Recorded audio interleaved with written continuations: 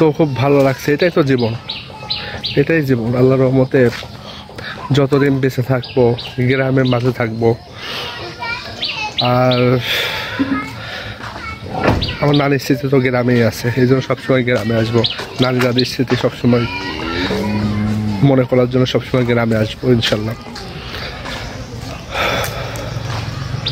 খুব সুন্দর লাগছে, পরিবেশটা অনেক সুন্দর। অনেকদিন পর গ্রামে আসলাম। বিভিন্ন ঝামেলা থাকে আমাদের সবসময় বিভিন্ন ঝামেলার মধ্যে পড়তে হয়। যাক আলহামদুলিল্লাহ, সেসব ঝামেলা থেকে আমরা বেরও হয়ে যাই আল্লাহ পাকের সাহায্যে ইনশাল্লাহ।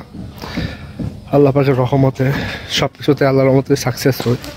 তো আমাদের জন্য আপনারা দোয়া করবেন, আপনাদের জন্য আমাদের দোয়া থাকলো। আর এই গ্রামে আসতে পারছি, এটা তো অনেক বড় রহমত আমার কাছে, আল্লাহর রহমত যে আল্লাহ পাক নিয়ে আইছে আমাদেরকে। সব কিছু আল্লাহর রহমত।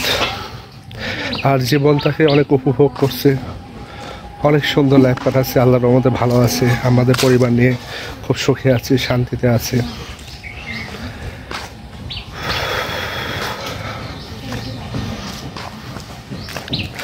তো আমাদের গ্রামের ভিডিওগুলো দেখতে থাকেন, আশা করছি ভালো লাগবে।